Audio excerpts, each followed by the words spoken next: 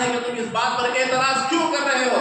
تو کہتے ہیں وہ اللہ کا گھر ہے، وہ اللہ کے گھر میں حضرت علی رضی اللہ تعالیٰ عنہ کیسے پیدا ہو سکتے ہیں؟ عزیزان مطلب ان بیوقوفوں کو میں یہ کہنا چاہتا ہوں کہ اللہ کے گھر میں اللہ تبارک و تعالیٰ کے گھر میں بت بھی رکھے گئے تھے، اس وقت بت رکھا گیا تھا۔ یہ خدا کی قدرت ہے، جسے چاہیے جب چاہیے جہاں چاہیے وہ رکھ سکتا ہے۔ تو عزیزان محترم اب اعتراض کرتے ہیں ان کو اعتراض کرنے دو۔ آج ہمارا تو یہ ایمان ہے کہ اللہ حضرت علی رضی اللہ تعالیٰ عنہ کی ولادت تو کعبۃ اللہ میں ہوئی۔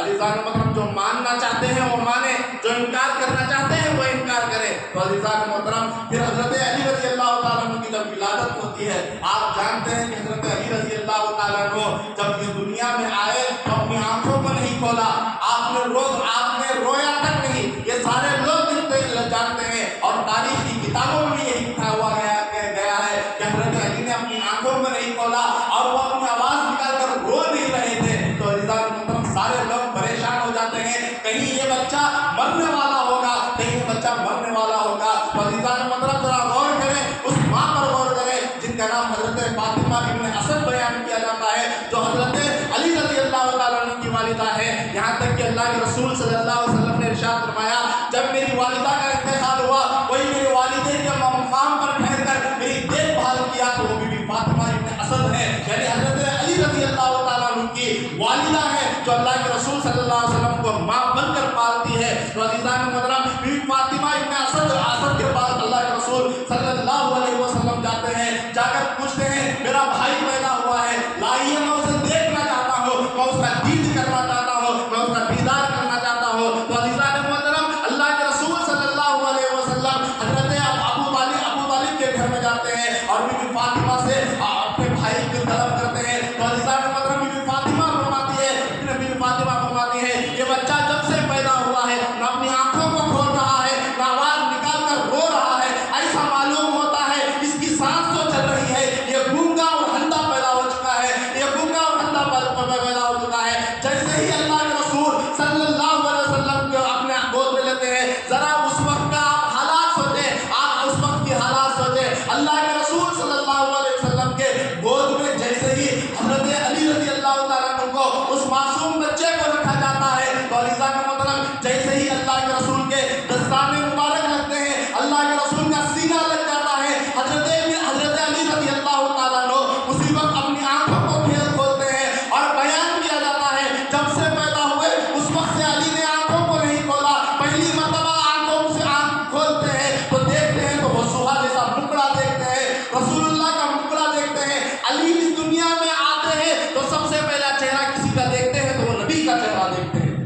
تو عزیزان محترم جیسے ہی حضرت علی رضی اللہ تعالیٰ عنہ اللہ کے رسول صلی اللہ علیہ وسلم کے گود میں آتے ہیں، تو عزیزان محترم گود میں آتے ہیں، آپ کی آنکھوں کو کھول کر رسول اللہ کو دیکھتے ہیں، اب بچہ رو نہیں رہا ہے۔ آج ہمارے گھر میں یا کسی کے گھر میں بچہ پیدا ہوتا ہے، مرشد کو بلایا جاتا ہے یا وہاں پر جو بھی بڑے ہوتے ہیں انہیں بلا کر بال دلائی جاتی ہے، اذان دی جاتی ہے، کہا جاتا ہے، اقامت کی جاتی ہے، اور ان اذان میں کیا کلمات کہتے ہیں؟ اشہد ان لا الہ الا اللہ و اشہد ان محمد رسول اللہ کہتے ہیں۔ وہ حضرت علی کا مقام دیکھیں جس کا نام لے کر اس بچے کو اس دنیا میں لاتے ہیں، ان کے کانوں میں کہتے ہیں وہی محمد رسول اللہ حضرت علی کو اٹھا رہے ہیں۔ تو حضرت علی کا کتنا بڑا مقام ہے۔ تو عزیزان محترم پھر زمزم کا پانی ہوتا ہے یا کھجور ہوتا ہے، یہ زمزم کا پانی اور کھجور چٹایا جاتا ہے، جب بچہ پیدا ہوتا ہے کھجور چٹایا جاتا ہے۔ کیوں؟ حضرت اللہ کے رسول صلی اللہ علیہ وسلم ہمیشہ جب بھی بھوک لگتی تھی تو پہلے اللہ کے رسول کھجور کھایا کرتے تھے اور پانی پیا کرتے تھے۔